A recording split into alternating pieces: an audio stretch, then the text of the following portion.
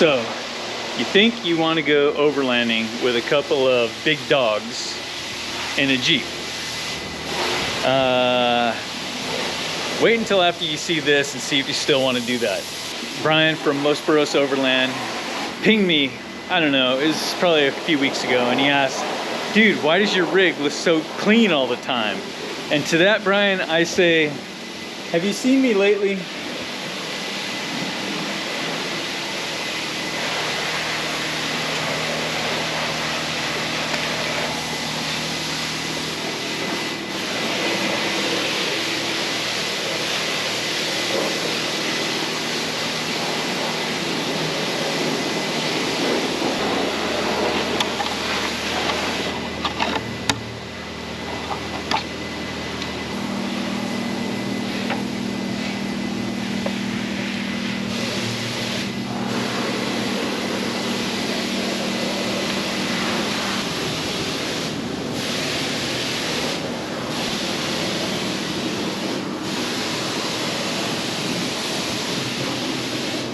Definitely not clean, but here's the thing, it all starts here at my friendly neighborhood car wash. And the reason I start it here is because if I start hosing this thing off in my driveway at home, I'm gonna have a giant pile of mud. So here we go, let's get this thing started.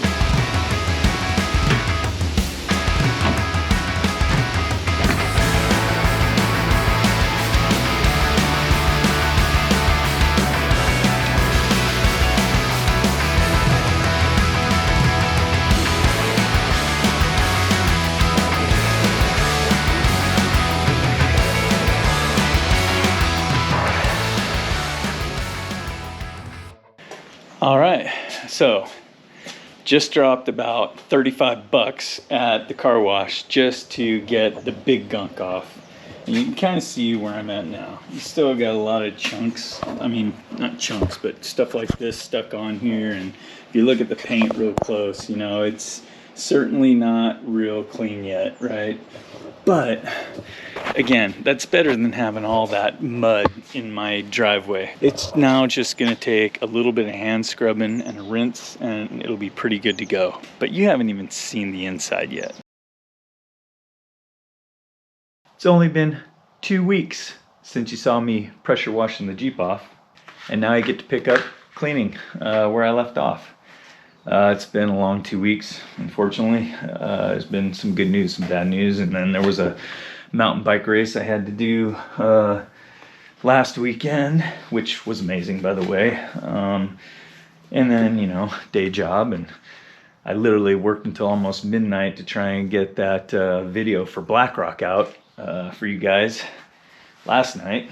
So I had a video this week. Almost threw in the towel on that one, trust me. I was like coming down to the wire, and I just had to get something out for you guys. But I'm glad I did, because it keeps things rolling and takes the stress off. The creative process of putting the videos together for me is kind of nice to get out of this crazy thing I do for a day job and do that instead. But now it's time to get back to work cleaning the Jeep.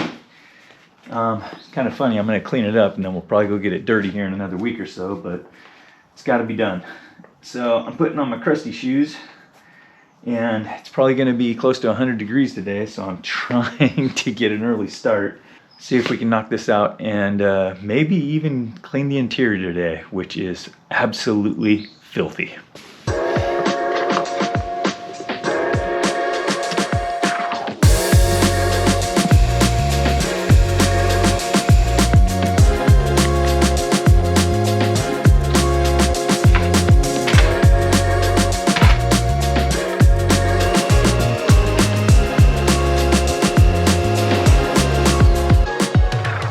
Windows down.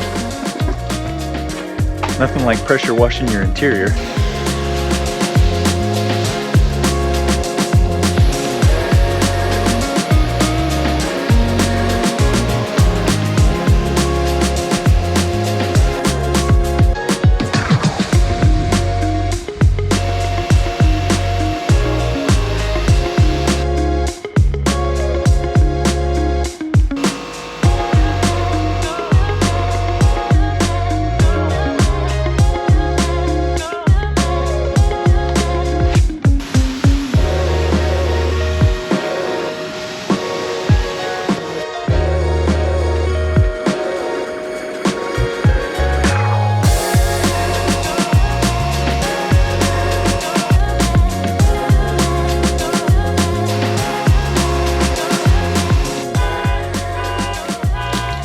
pesky neighbors.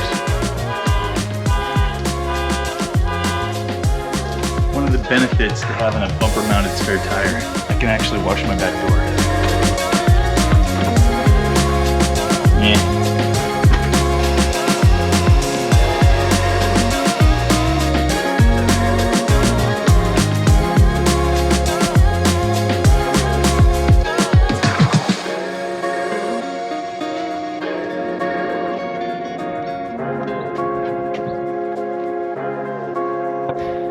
Alright, that's about as clean as the outside of this guy gets. But let's walk around and just take a brief moment to look at what all this trail overlanding stuff does. So, I don't know if you'll be able to see it here very well, but as you can see, the pinstripes, not only on the paint, but on the hardtop too, are no joke. And by the way, I'm not really bragging about this. It's clearly stupid. If you're smart, please be smarter than me. It's probably a good idea to go put on a wrap before you do the things Noel and I do with these dogs. Some of it even scratches the powder coating, as you can see here, on the fenders. Mirrors clearly just gouged and scratched up. And like I said, even the hardtop. You can see here where a branch clearly hit the rooftop tent. And so it's, yeah, you can see the scratches in the hardtop. Pinstripes are for real, man. Some of those tree branches you run into out there can really do a number on it. In fact, I even noticed that a tree branch really tried to do a number on the awning cover right here as we were squeezing through an area. So other things, wear and tear things that you'll see, for instance, is getting in and out on this side, the driver's side right here. You can see the powder coating's literally completely scrubbed off. Right here, from getting in and out with my foot, you can see all the scratches here from tree branches on the powder coating here. But again, that was happening even on the painted fenders too. Here you can see just from the vibration of the rotopacks on roads that are, you know, you get dirt behind here and the road is incredibly washboarded or bumpy and the rotopack is rubbing on here on the trail racks and that gets gouged up. It comes with the territory, you know. We're squeezing through some tight spots sometimes out there in the middle of nowhere and you don't really have much of a choice. So I guess the choice is don't go, right? Or like I said, get a wrap on there. Something else that really, you know, for a product, a Jeep that's meant for really taking off-road and things like that. One of my biggest gripes of these things is all of the nooks and crannies when you try to clean it. I don't think there's a vehicle out there with more little nooks and crannies everywhere. And nooks and crannies are great on an English muffin, but not on a freaking vehicle that you're going to take off-road in crazy, dirty conditions. If you got the English muffin joke, you're as old as I am. So this is about as clean as things get. Even the rims are kind of scuffed up from rocks and tree branches and things like that. But you know what? That's pretty darn clean. It's almost ready for date night. But there's something else that has to be done first, and it's probably the worst part. The interior. Let me show you something. So something else that comes with the territory of overlanding with a couple of golden retrievers, sorry if there's hair on the lens, there's hair everywhere in my world, is just how hairy things can get inside the Jeep. So hair is literally everywhere, in every possible nook and cranny. There's hair on the carpet everywhere, and this literally gets embedded in the carpet. And I'm going to show you guys a little trick on how to get that out that we've learned. But you know, we put a couple of blankets and towels on here, and one of the first things I do is literally roll this up and take it out with all the hair that's on it and shake this stuff out. And that's one first step. And I'll do that before I even get started on the vacuuming. This is one trip that we took for just 3 days. If you're out there even longer, the hair gets even worse. Something else you'll notice is the wonderful nose smudges all over the windows. That's fantastic, right?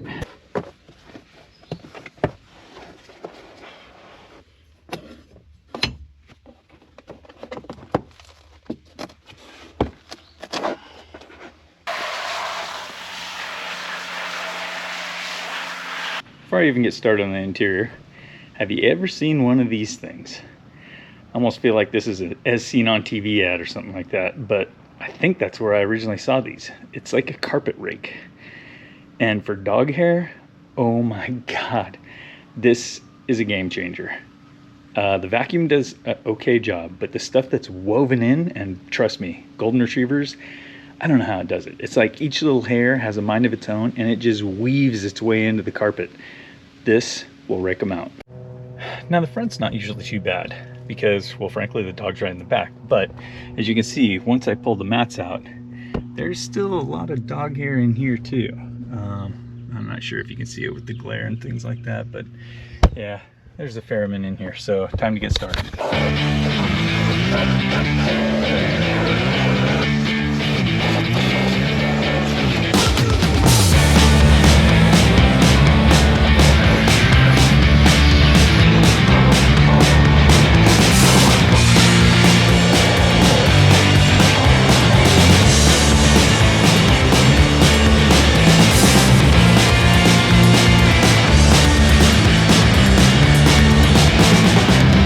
We have a small crisis. I was vacuuming and I misplaced my carpet rake. Oh, there we go. I don't know why I put it right there.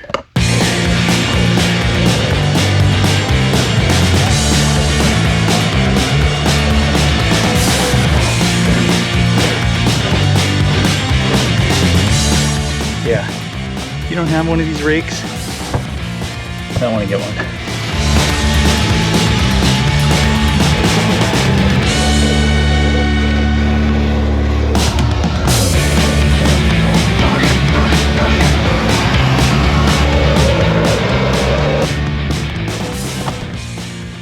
All right, that only took like a year.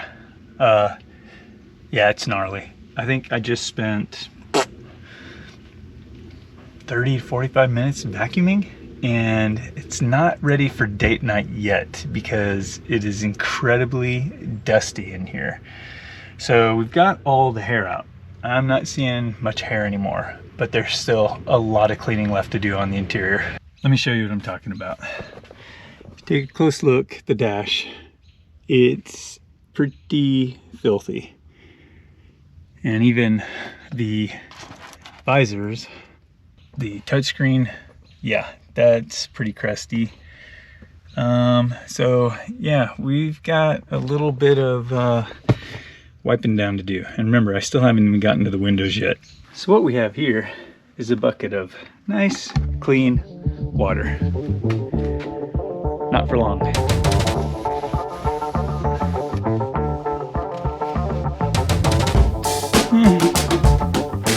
Campfire permit. Do you guys have one of those wives that likes to leave tokens of her affection for you everywhere? God bless her.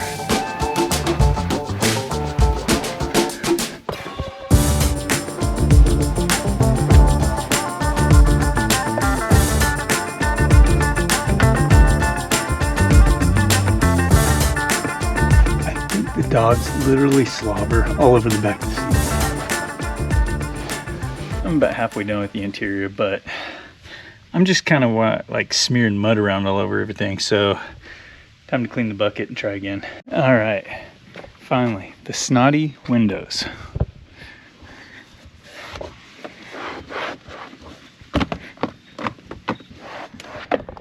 Fun fact, dog snot cleans off pretty easy. Okay, I want to share with you a little trick I learned. Our dogs like to hang out the windows, and because of that, we get all this hair stuck in the felt of the window right here. I don't know if you guys can see that, but it's just chunks of hair that get stuck in there on both sides. What you do, get your fingers a little wet, and then take them and just rub like that. And it all comes out like a little fur ball. Pretty cool, right? Just a little trick I learned.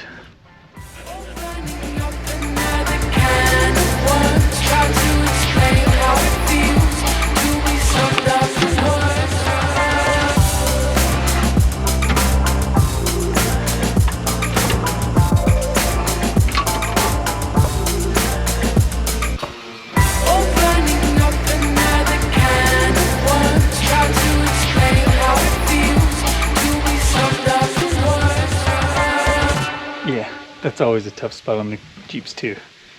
All those dusty roads, they end up in there. All right, now I think I'm ready for date night. Dust is gone, hair is gone, windows are clean. I did not clean under the hood today, and I did not pressure wash underneath the Jeep, but let's check the time. It is 11:40ish. I think I got started somewhere between 8 and 8:30. So I just blew about 3 hours of my Sunday doing this. It's clean, smells better, every part about it. Now I can get in it and drive down the road with the window down without getting covered in dog hair. So yeah, I think it was worth it. Only to get it dirty again the next time we go out. So before you say I missed a spot, yeah, I know.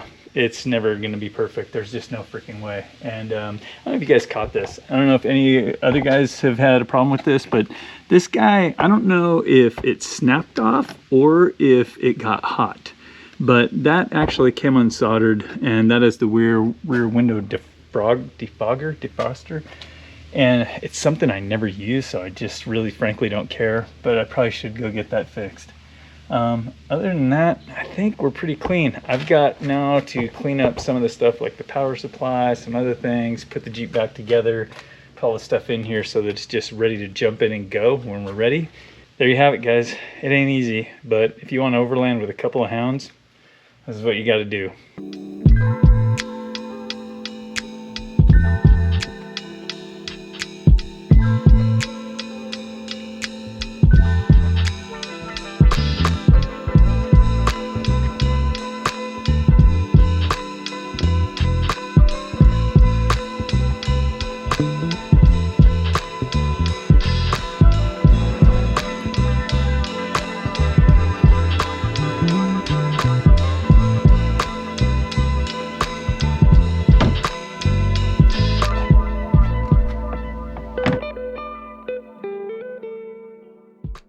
Something funny I gotta share with you.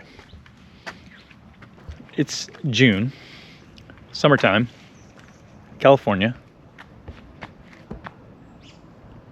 and it's gonna rain. Are you kidding me? That's what I get for washing the Jeep.